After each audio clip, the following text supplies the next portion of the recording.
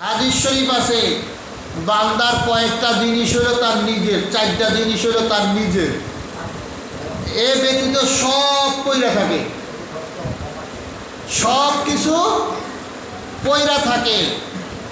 এক হইল সে যেটা পরিধান করে কাপড়, কাপড় পরিধান করে সে যেটা পুরান বানায়, সিরা ফিরা ফালায়, এইটা হলো তার নিজের।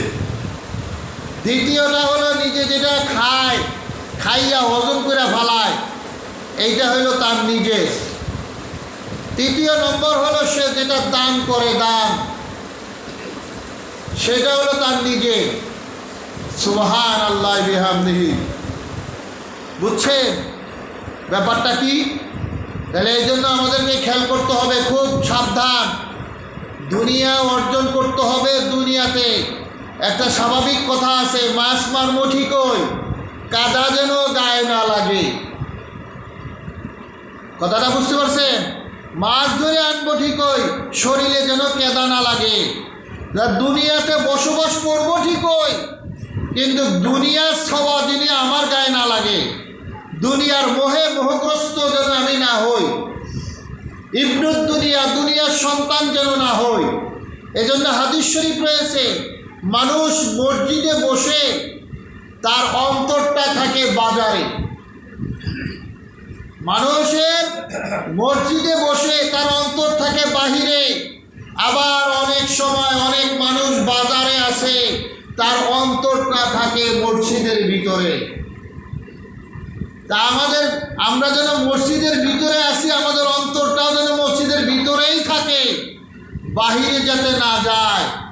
আর বাহিরে গেলেও যেন অন্তরটা যেন মসজিদে থাকে, এদিকে যেন টান থাকে।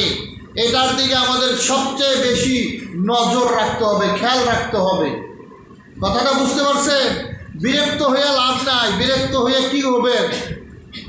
বিরক্ত করি আপনাদেরকে সামান্য কিছু কথাবার্তা বলে। এটা কিন্তু জয়টা আমার না, এই কথাবার্তাগুলি বলতেছি, এটা কিন্তু আমার বাপ দাদার না। এটা আমার বাপ দাদার যদি সম্পদ হইতো তাইলে আপনার ঘরে আমি দিতাম না, এভাবে কষ্ট করে বয়ান করে আপনাদের শুনাইতাম না। কারণ এটা বাপ দাদার সম্পদ, এটা লুকাইয়া রাখা দরকার।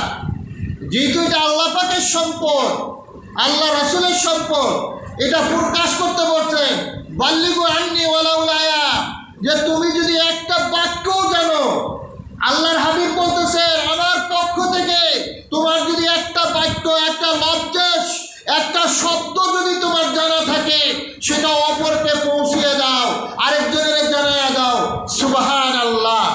এজন্য টুটা ফাটা যা কিছু এলেম আছে, একটু আছে, সেটা আপনাদের সামনে তুলে ধরার একটু চেষ্টা করি, যাতে দায়বদ্ধতা অন্তত কেটে যায়। কথাটা বুঝতে পারছেন? এই জন্য বিরক্ত হয়ে না, শুনেন একটু। না শুনলে কি করবেন? এত সময়ও পাওয়া যায় না। এখন বয়স বেশি হয়েছে, এলেম কালাম অর্জন করাটাও আমাদের জন্য কঠিন হয়ে যায়, সময়ের অভাব। তা যাই হোক, আল্লাহ যেন আমাদেরকে এলেম, ফরজ পরিমাণ এলেম অর্জন করে দ্বীনের উপরে কায়েম থাকার জন্য তৌফিক দান করেন। সবাই বলুন আমিন।